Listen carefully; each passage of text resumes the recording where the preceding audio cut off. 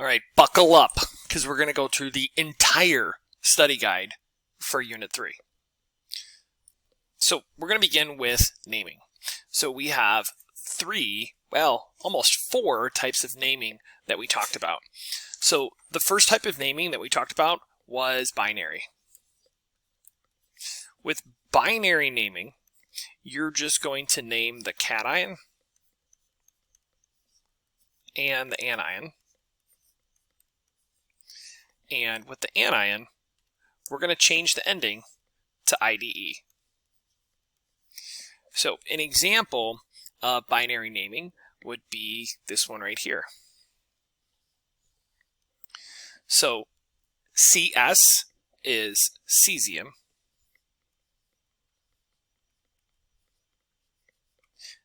P is phosphorus, but we're going to change the ending to IDE, so it would be phosphide.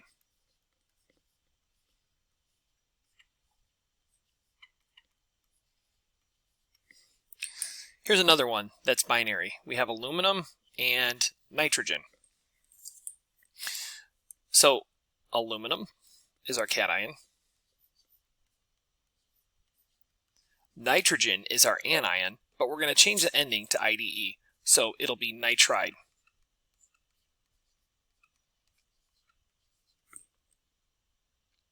Okay. All right, so that is binary naming. The next type of naming that we talked about was ternary naming.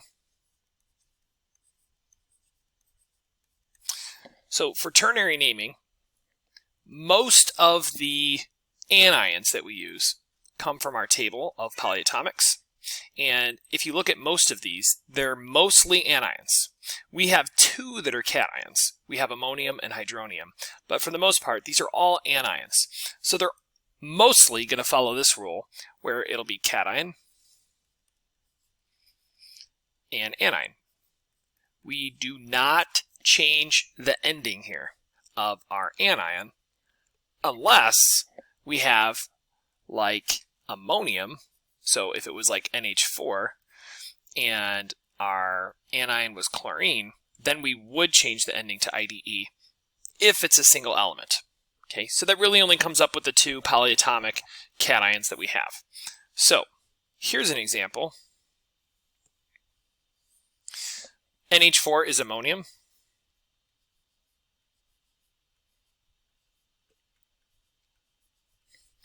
NO2, if we go and look on our table, NO2, it's right here, it's nitrite.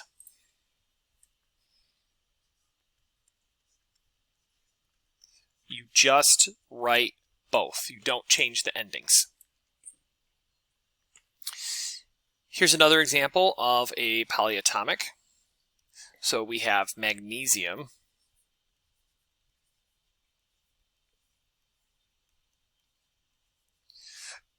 And PO4 is right here. It's phosphate.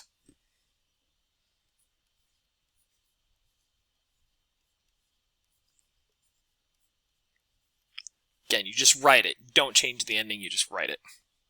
Okay. The next type of naming that we talked about were transition metals.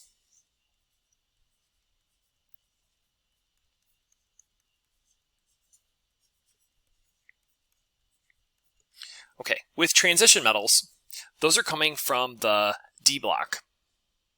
And we also had two others that we needed to know, and that was lead and tin. Lead and tin right here. We have to look at the element that they're attached to, or the ion that they're attached to figure out their charge. So we represent their charge with Roman numerals. So if it's +1, it's going to be Roman numeral 1. If it's +2, it'll be a Roman numeral for 2. +3, it'll be a Roman numeral for 3. And then 4 would be IV, just like that. Okay, so this one right here has tin. Okay, so tin we don't know. Oxygen we do know. So oxygen's charge, if we go and look at our periodic table, oxygen is in group 6. It has 6 valence electrons. It needs 2 more to get to 8, so it'll have a -2 charge. So that means that tin will have a +2 charge. So this will be tin 2, and then I still want to change the ending, so this will be oxide. Let's do another one. Let's do this one right below it, CuBr. So if we look at the periodic table, copper is in the D block, so we have to look at what it's attached to. So bromine is -1, but there are 2 of them. -1 and -1 is -2, so that means copper has to be +2. So this one will be copper 2 bromide.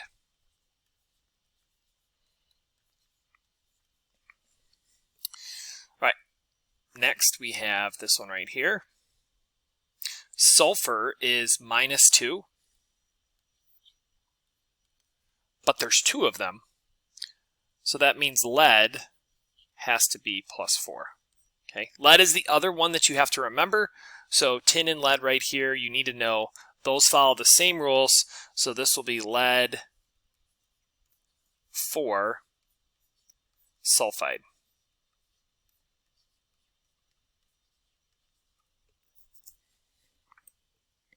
All right. The 3 that we have left are acids.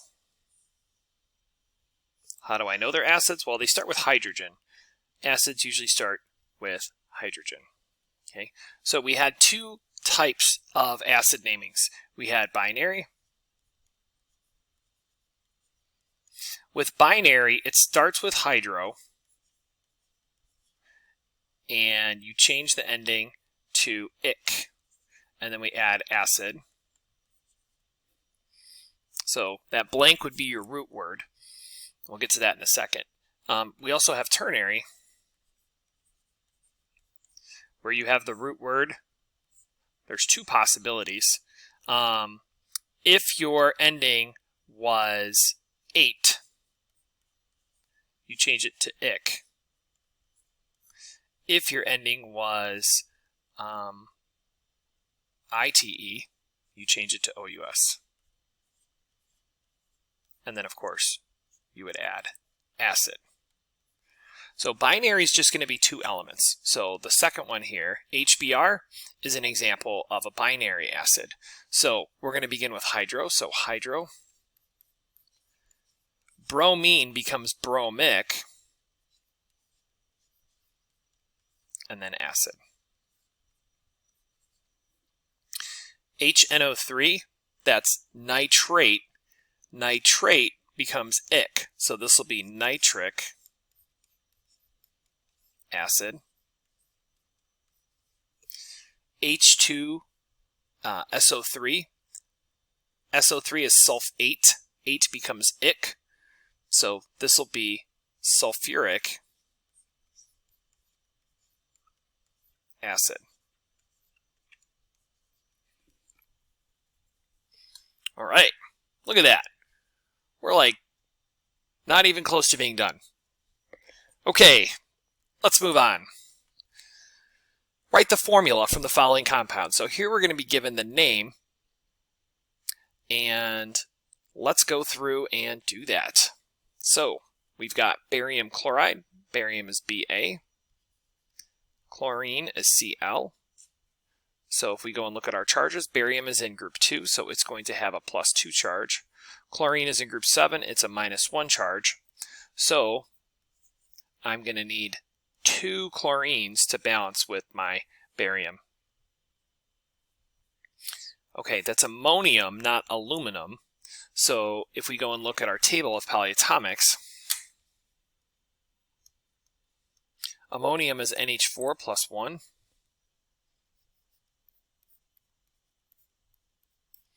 And then bromide is bromine. So I'm just going to put these together.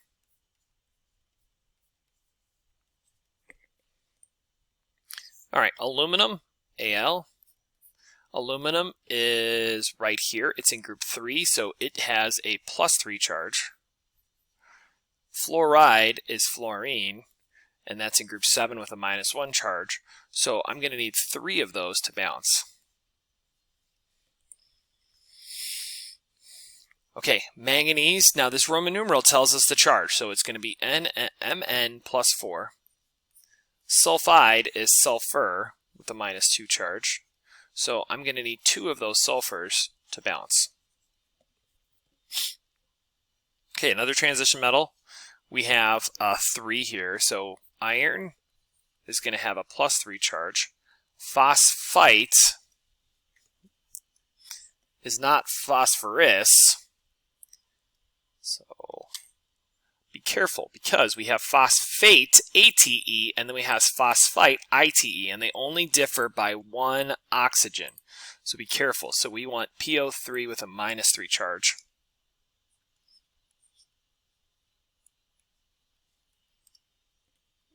PO3 with the -3 charge. Okay, so these are both 3, so we can just put them together. All right, moving in to some acids. So remember, if it starts with hydro, it's just going to be hydrogen and the element. So fluoric is fluorine. Hydrogen is always +1. Fluorine is -1, so I just put them together. Okay, now the other 3 do not have hydro, so they're going to be polyatomic. So phosphorus, OUS becomes why am I having a brain fart just here? OUS becomes not ick. Why am I just wrote this. ITE. Oh, that's why I'm having a brain fart, because we're going the other way. Usually ITE becomes OUS. Okay. Sorry about that. All right, so OUS was ITE, so we want to find phosphite. Literally the last one we were just looking at, so PO3. So we have, just write this over here, so PO3 -3, and again, hydrogen is +1, so I'm going to need 3 hydrogens to balance. Okay, sulfuric, ic was 8. So I want sulfate right here. Sulfate was SO4, -2. So I'm going to need 2 hydrogens to balance.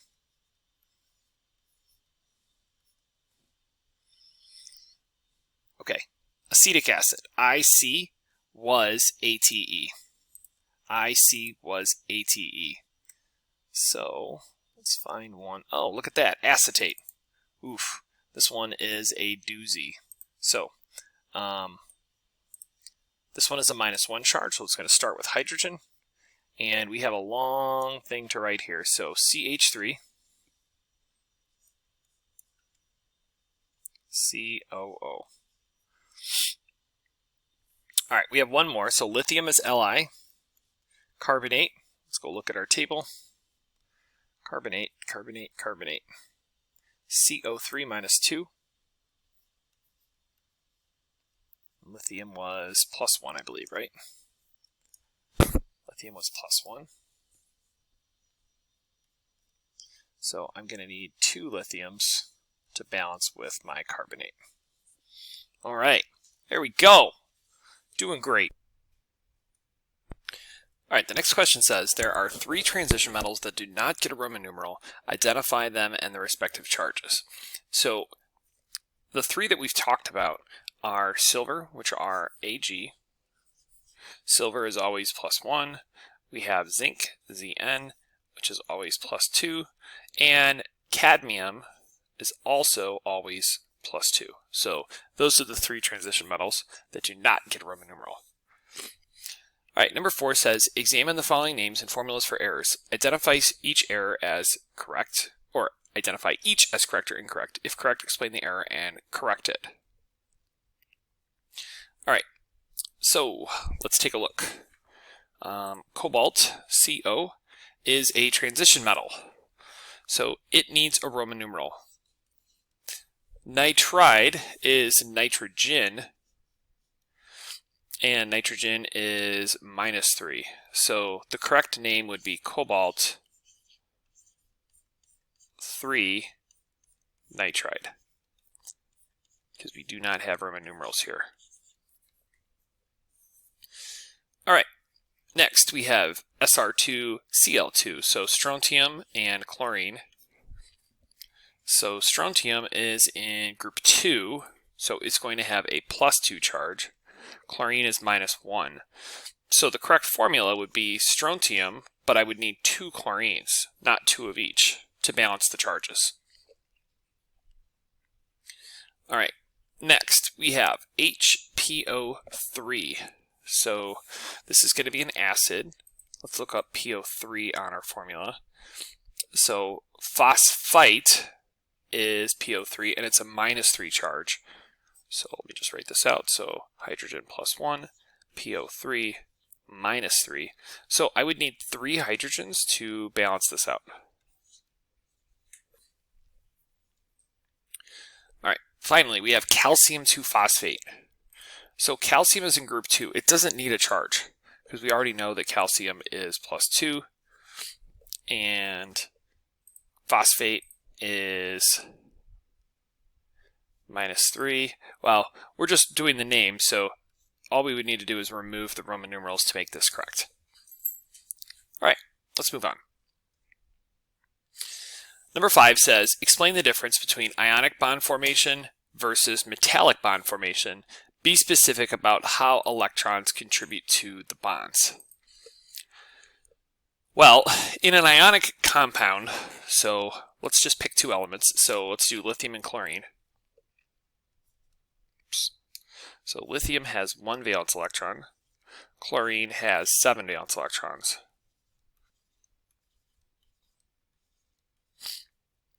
Our cation is going to give an electron to an anion. So electrons are transferred.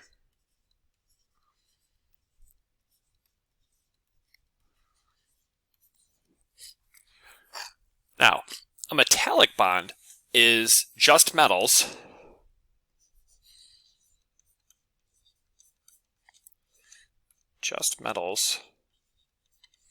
and the electrons are shared in a sea of electrons. Call it a sea of electrons.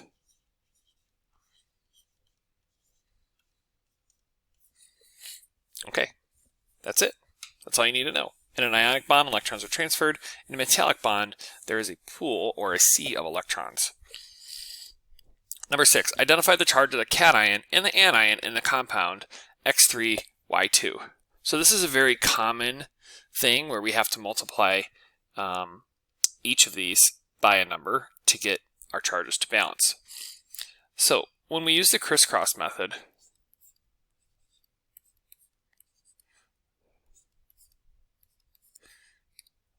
this is actually the charge of our anion. This is the charge of our cation.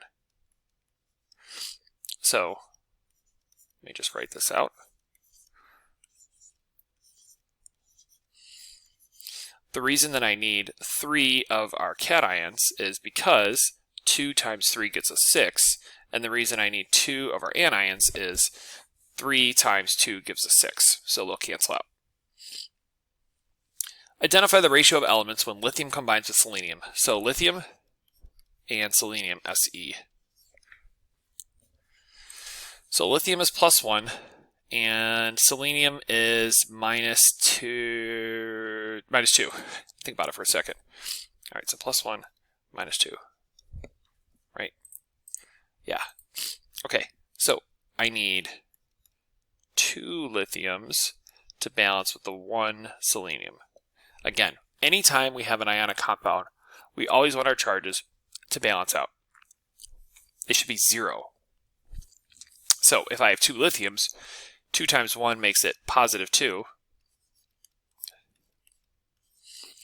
And it's already -2. So when I add those together, that gets me 0. All right, number 8.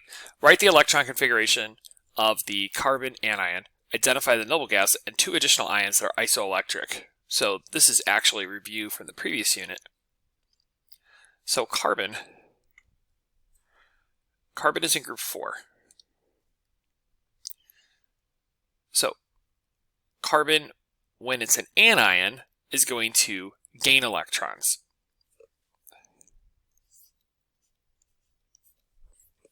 So when I write my electron configuration for carbon, it's going to have the same electron configuration as neon. So carbon normally has 6 electrons. If I add 4, it'll have 10 total electrons.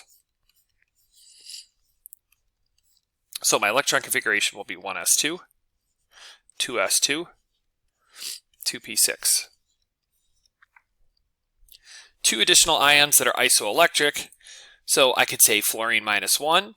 Fluorine has 9. If I add an electron, it'll now have 10. Oops, 9 minus 9. Fluorine -1 will have 10 electrons. And then if I go the other way, how about sodium? Sodium has 11 electrons. If I add 1 electron, or I'm sorry, subtract 1 electron, it will have 10. I should probably get some more coffee. All right, number 9.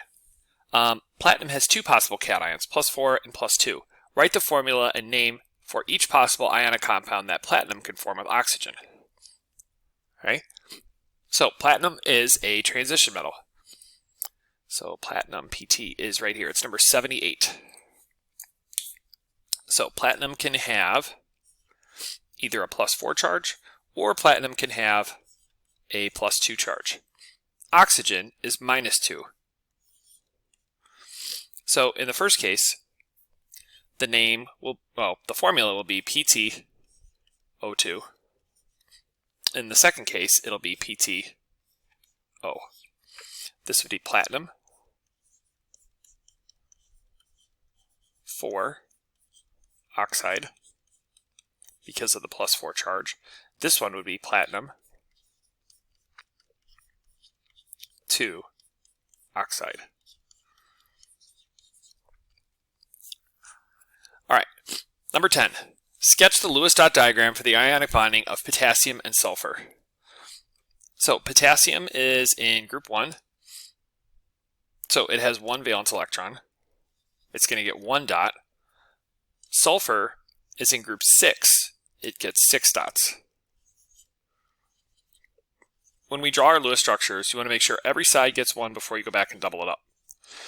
We always go from cation to anion. So I'm going to transfer an electron here. I'm going to need another potassium to transfer an electron on the other side. Just like that. All of the cations want to give their electrons away. All of the anions want to get to 8 electrons. So when I draw out my charges, potassium gave up an electron, so it's going to be +1. I'm going to put a 2 in front of this so I don't have to draw out each individual one. Sulfur gets all 8 electrons, so it's going to get all 8 dots here. And because it gained 2 electrons, it will be -2. Write the formula and the name. So cation goes first, so it'll be K, and we had 2 of those, so it'll be K2S. The name is going to be potassium sulfide.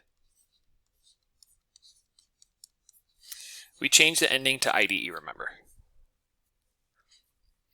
All right, explain how this bonding impacts the stability of each element. So, for potassium, potassium has 4 electron shells. I'm just going to sketch this.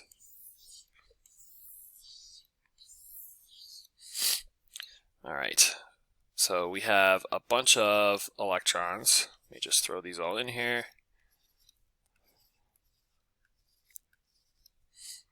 All right. So I'm just going to draw in the valence electrons. So remember, our shells don't actually have 8 in them. There's more electrons in each shell. So the first one has 2, then 8, then 18. But I'm just going to draw valence electrons on these for right now. So potassium has 1 valence electron. Sulfur has 6 valence electrons. And it has 3 energy levels.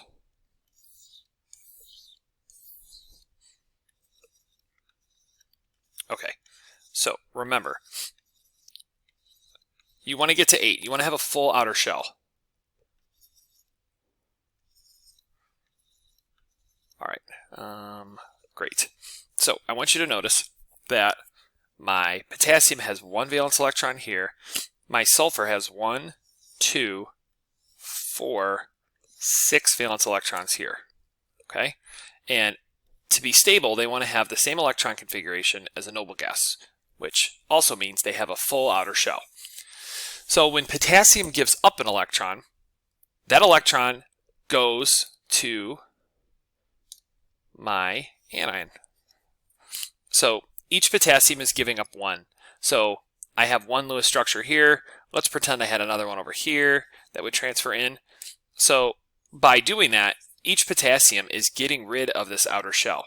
And now it has a completely full shell below that. So it's stable, it's happy. Sulfur is getting 2 electrons. So I'm going to draw those 2 electrons in. Look at that. It's happy. It now has 8 valence electrons. So it's happy. So when you have a full outer shell, you are stable. All right. Oh, more Bohr models. This is so boring. Okay. Write the formula and the name of the ionic compound that will be formed by the atoms. Okay, so we have 15 protons here. So this is going to be phosphorus. On the right, we have 19 protons. So that is going to be potassium. Now, if it's neutral, it's going to have the same number of protons and electrons, but I'm guessing these don't. So for phosphorus, it has 2, 4, 6, 8, 10, 12, 13, 14, 15. Okay, interesting. So that is an atom. And on the right-hand side, we have 2, 4, 6, 8, 10, 12, 14, 16, 18, 19. Oh, okay. Well, I guess they did give us atoms. It says write the formula and name of the ionic compound will be formed by the atom. So atoms don't form compounds. Ions do. So let's just change this. You have to have a charge. So phosphorus, when it ionizes, it gains 3 electrons. So phosphorus would have a -3 charge. And potassium is in group 1. It has 1 valence electron. When it loses that, it gains a +1 charge. So my formula, I'm going to need 3 potassiums to balance with my phosphorus. Okay, so potassium is +1, so I need 3 of those to balance with the -3. So that's why there's a 3 here. The formula is right there. The name would be potassium. And remember, we change our ending to IDE, phosphide.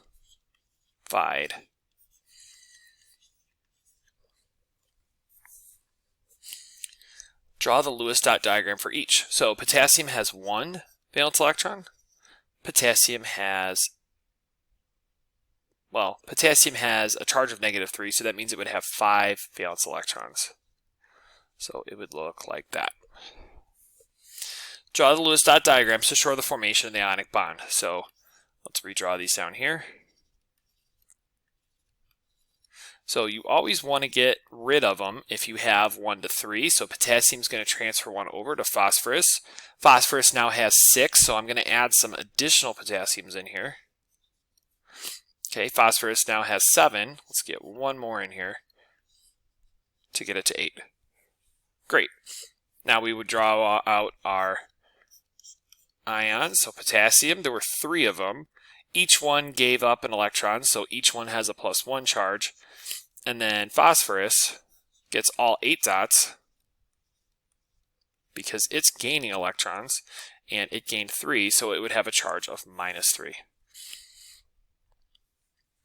All right, list the 7 diatomic elements. I have no bright or clever friends.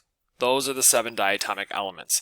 Diatomic means that it's always going to have a buddy. So instead of being written like that, it'll have a buddy, just like that. Okay, now we're getting into some predicting and balancing. Well, we're starting with balancing. It says, balance the following reactions and identify the reaction as single displacement, double displacement, or acid base. All right, this is going to be a single replacement.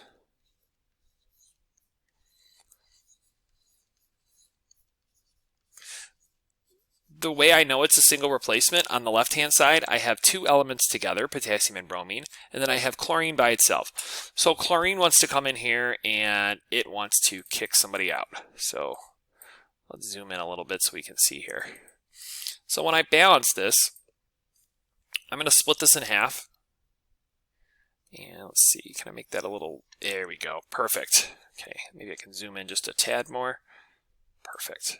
All right, so I'm going to list out all of my elements. So I have chlorine, I have potassium, I have bromine.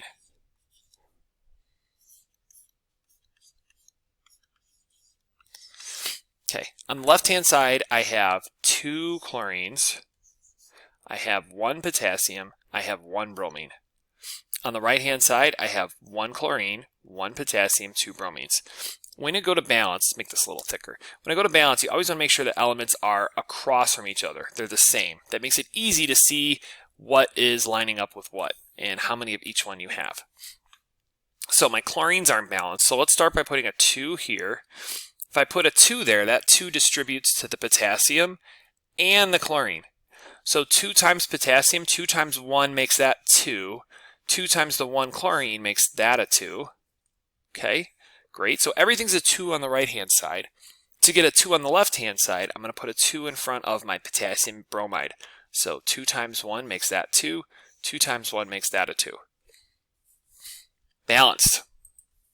All right, let's do the next one. So this is a double replacement reaction.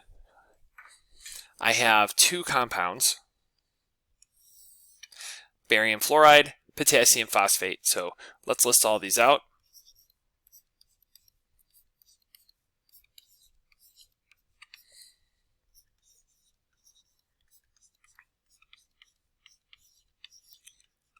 Okay, so I have 1 barium, 2 fluorines, 3 potassiums, 1 phosphate. Don't be confused by this 4. That 4 is part of the ion. All right, Ba3, PO4, but there's 2 of them because we have parentheses.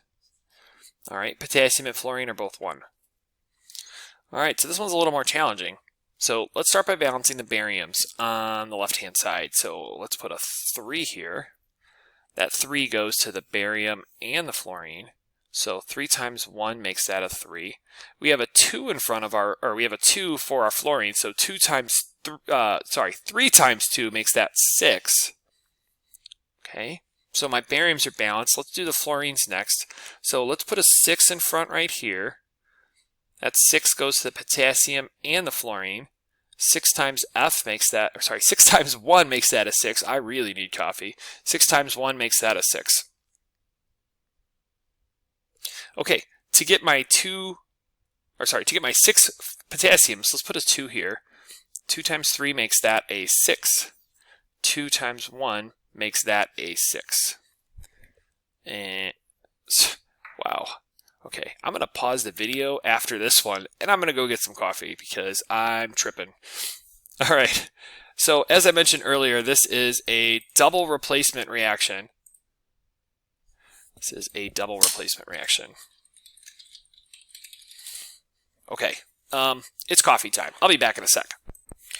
All right, we are back, and we are full of coffee, ready to tackle the rest of the study guide. So let's begin by looking at this problem right here. So the type of reaction that we have here is an acid-base reaction.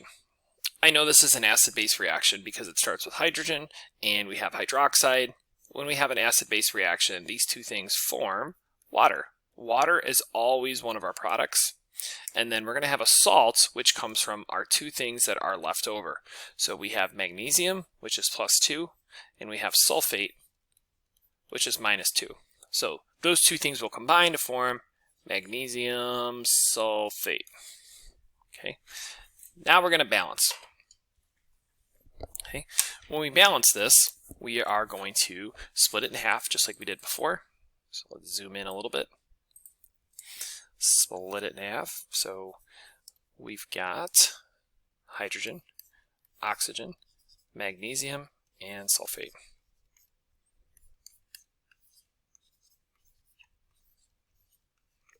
All right, on the left-hand side, we have 2 hydrogens here, but we also have 2 hydrogens here.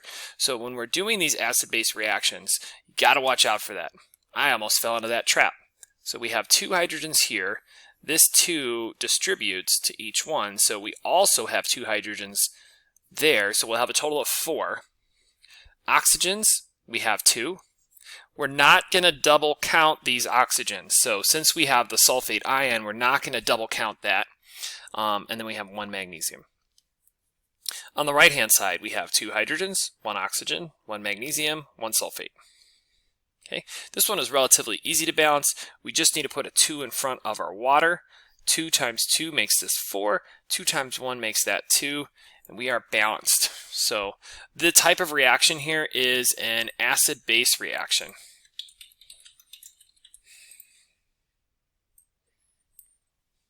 Okay, let's take a look at the next one. So this is not an acid-base reaction. While we do have hydrogen here, and it is an acid, we don't have a base. Okay, so we don't have OH. This is going to be a single replacement reaction. So we've got aluminum, which is +3. We have hydrogen, which is +1. And we have PO4. So we'll have to go to our table. PO4 is phosphate with a -3 charge. So PO4 -3. Okay, so aluminum and hydrogen can't go together. So aluminum and phosphate are going to go together instead. Now they're both 3s. So I can just put them together. And then I'll have hydrogen by itself. When we're doing a single replacement reaction, we have to watch out for diatomics. I have no bright or clever friends, so I want to make sure that I include a 2 on that hydrogen. All right, let's list them all out.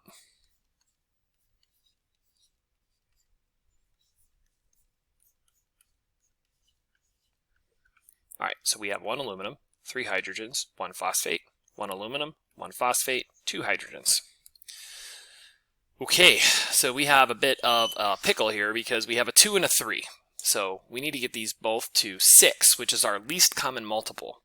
So to do that, we're going to multiply this by 2. 2 times 3 makes this a 6. 2 times 1 makes this a 2.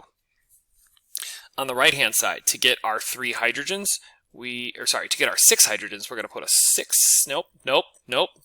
Not going to do it. We're going to put a 3 there. Coffee slowly kicking in here. All right, and then to get our 2 phosphates, let's put a 2 in front right here. So 2 times the 1 aluminum makes that 2. 2 times the 1 phosphate makes that a 2. And I just realized I wrote PO4 instead of PO3. Let me just fix that really quick. I swear I had coffee. Okay, I caught it. All right. And then let's put a 2 in front of our aluminum to get our last species balanced. Okay, great. So as I mentioned, this is a single replacement reaction.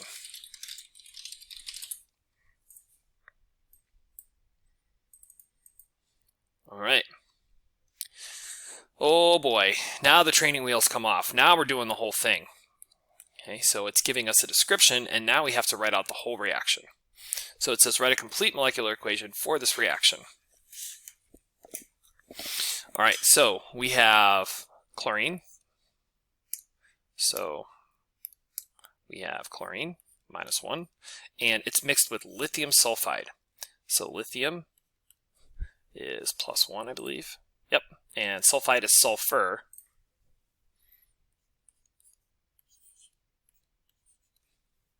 Okay. So chlorine and lithium are going to go together on the right side of our reaction. This is going to be a single replacement.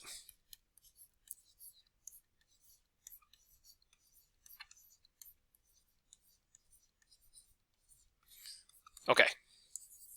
So let's write out the equation. So I have chlorine by itself, and it's reacting with lithium and sulfur. So I need 2 lithiums because lithium's +1, sulfur is -2. On the right-hand side, chlorine and lithium are going to go together, and then sulfur will be by itself. Now, I'm going to go through my list of diatomics. I have no bright or clever friends.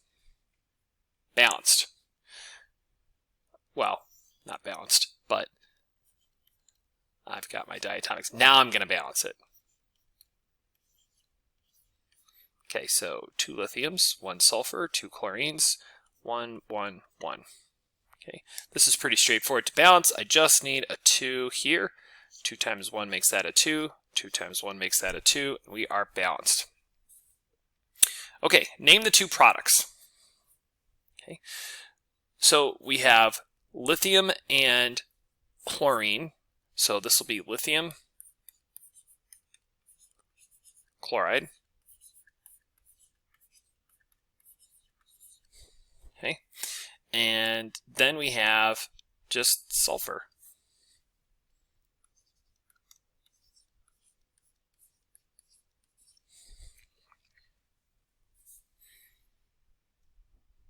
Okay, here's another one.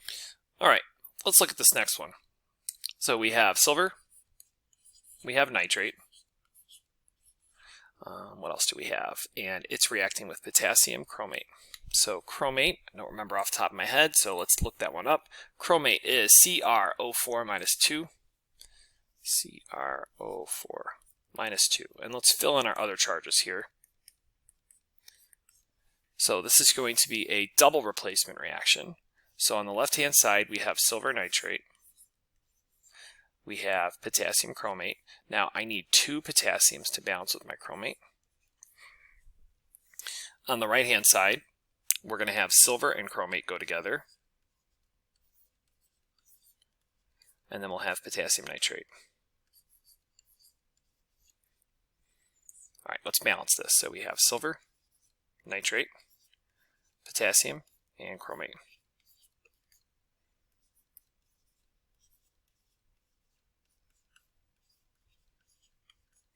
All right, 1, 1, 2, 1, 2, 1, 1, 1. Okay, to balance this, let's start with the silvers. So let's put a 2 here. That 2 goes to both terms. So 2 times 1 makes that a 2. 2 times 1 makes that a 2. Okay, to balance our nitrates, let's put a 2 here on the left-hand side. 2 goes to both terms, and we're balanced. Okay, to predict the states of matter, we're going to go to the very last page of our resource packet. Okay, so when we go through each piece, we're going to find where the cation and the anion meet. So we have silver and nitrate. So if I go back to here, silver is Ag, and if I go down to nitrate, it says SOL right here. SOL means it is aqueous. Okay, potassium chromate. So potassium and chromate says it's soluble, so this one will be aqueous as well. Okay, next we have silver and chromate. So Ag and chromate, it says insoluble. If it's insoluble, that is going to be solid. And then potassium and nitrate is going to be aqueous. Okay, there we go. There's the molecular equation.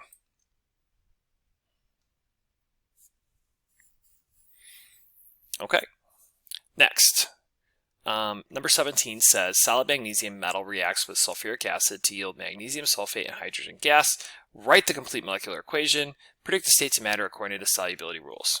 Okay, so it kind of gave us both sides of the equation here. So we have solid magnesium.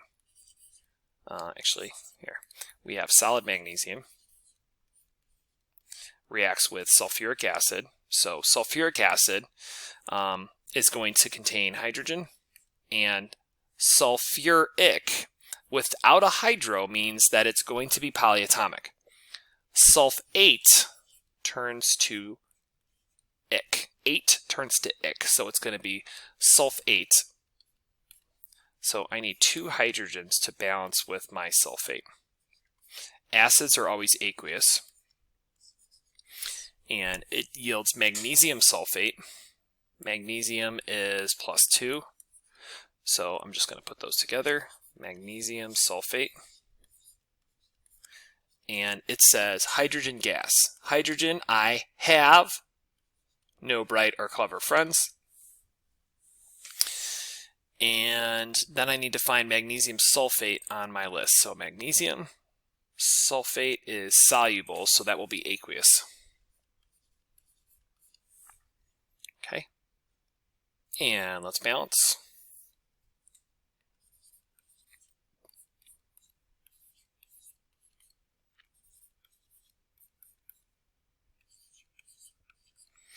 One, two, one, 1, 2, 1. Already balanced.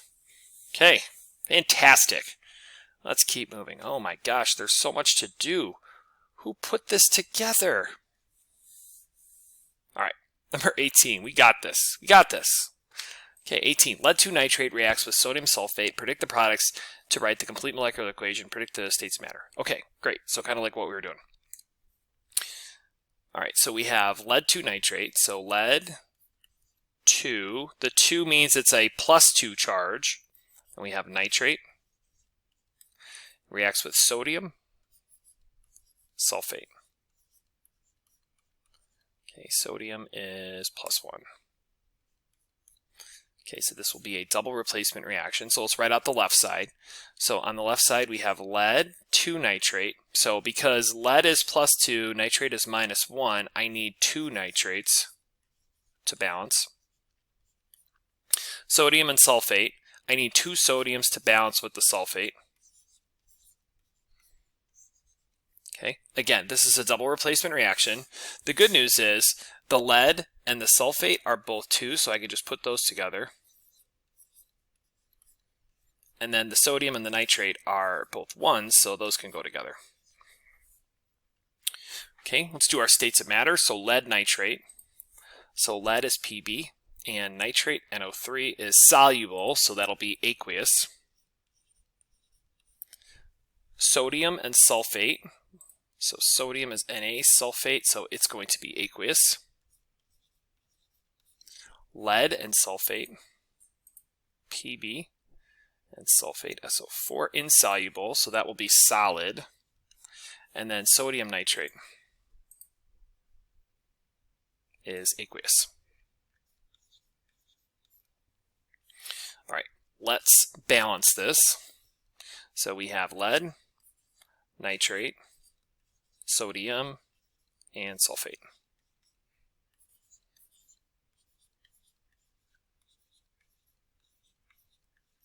Okay, so 1, 2, 2, 1, 1, 1, 1, 1. We just need a 2 right here, and we are balanced. Okay, 19 says write the total ionic equation for question 18. Okay, so when we write the total ionic equation, anything that is aqueous gets split up into its ions. Anything that is solid, we just bring down. So here we go. So for the first one, we have lead, and it was lead 2, so it'll be Pb +2 aqueous. Then we had nitrate. This 2 comes out in front when we write our total ionic, so it'll be 2 NO3 -1 aqueous. For the next item, we have 2 sodiums. That 2 comes out in front, so it'll be 2 Na +1 aqueous. So everything gets aqueous that's attached to the compound that's aqueous.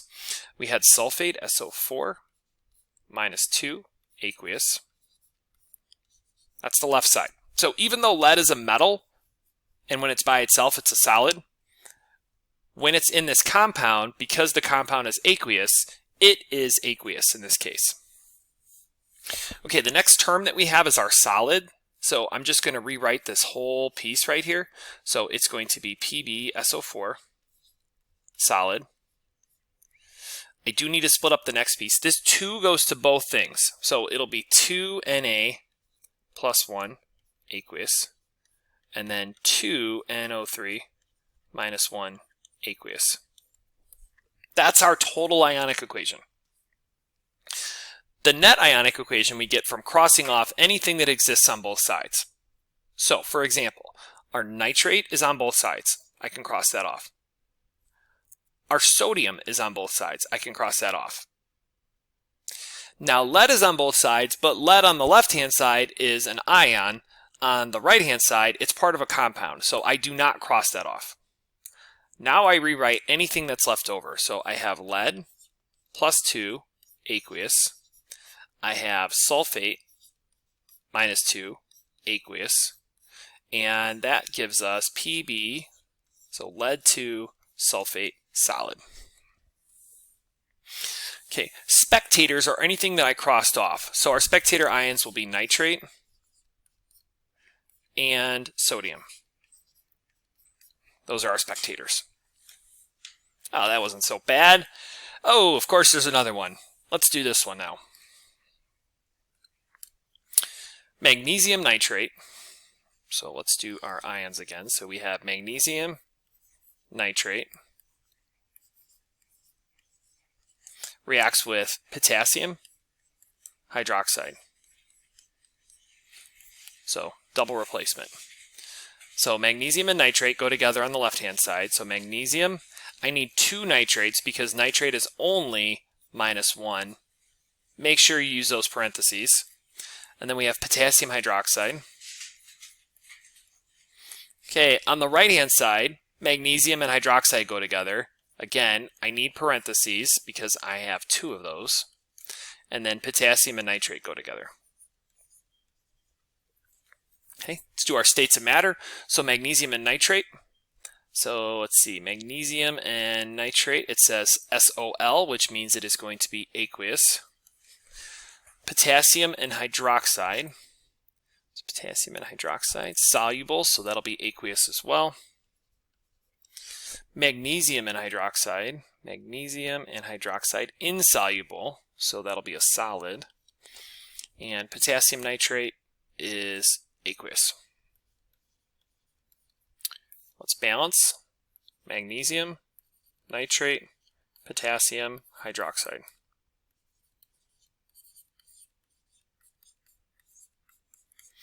Okay, so 1, 2, 1, 1, 1, 2, 1, 1. All right. To get our 2 nitrates, let's put a 2 in front right here. 2 goes to both the potassium and the nitrate. Okay, and then I just need a 2 right here. Again, that 2 goes to the potassium and the nitrate. Balanced. All right, total ionic equation. Total ionic equation. So anything that's aqueous, we split up. So that'll be magnesium.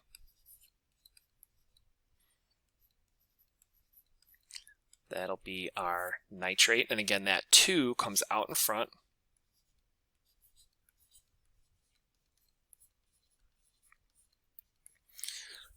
That 2 distributes to both the potassium and the hydroxide. So 2K plus 1.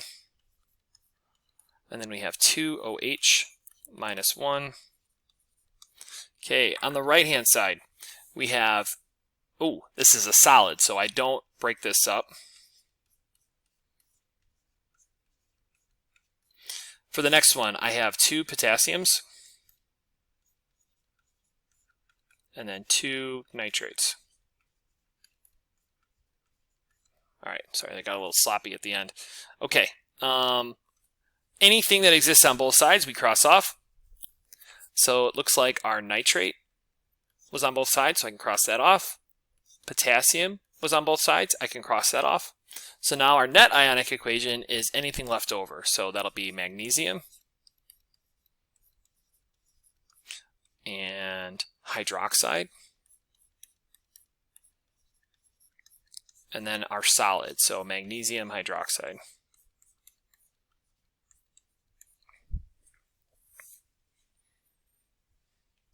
Okay, spectators were anything we crossed off, so that was nitrate and potassium.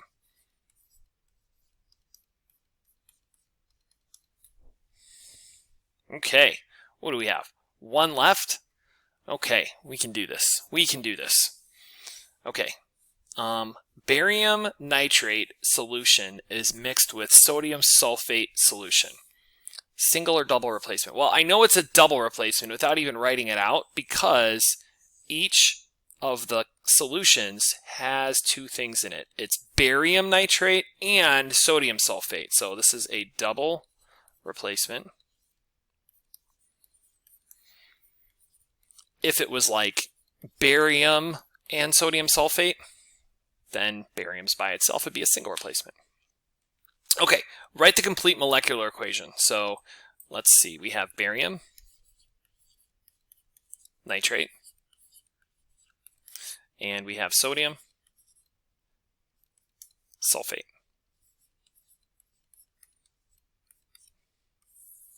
Okay, so barium and nitrate are going to go together. I need 2 nitrates to balance with my barium, so I'm going to throw in some parentheses. Sodium sulfate, so sodium is +1, sulfate is -2, so I'm going to need 2 sodiums. Okay, on the right-hand side, barium and sulfate are going to go together. And then sodium and nitrate go together. Let's throw in our states of matter.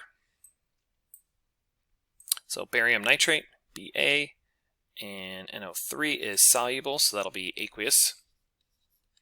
Sodium and sulfate, that is going to be aqueous. Barium and sulfate, Ba and SO4, insoluble, so that is going to be solid. And then sodium nitrate has been in the last couple problems, so I know that one's aqueous. All right, let's split this up. Sodium nitrate, oops. Actually, barium was the first thing, not sodium. BaNO3. I'm just so anxious to be done with this so I can play World of Warcraft. Highly recommend. If you're looking for the ultimate gaming experience, World of Warcraft. All right, 1, 1, 1, 1. Okay, this one's easy to balance. We just need a 2 right there. 2 times 1 makes that 2. 2 times 1 makes that 2. Total ionic equation. Anything that is aqueous, we split up. So we have barium. We have nitrate. Again, 2 comes out in front. 2 comes out in front.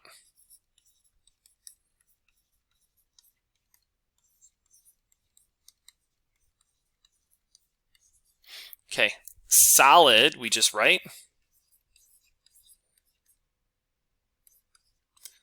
2 goes to both terms.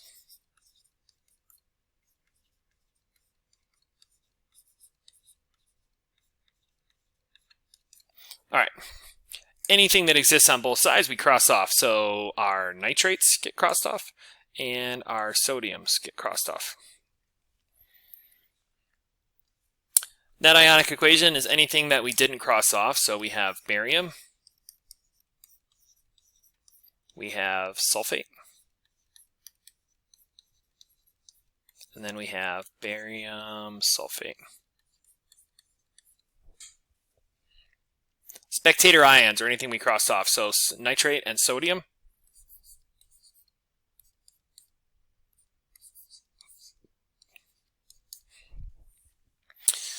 Name the 2 products in this reaction. So we have barium sulfate, and sodium nitrate.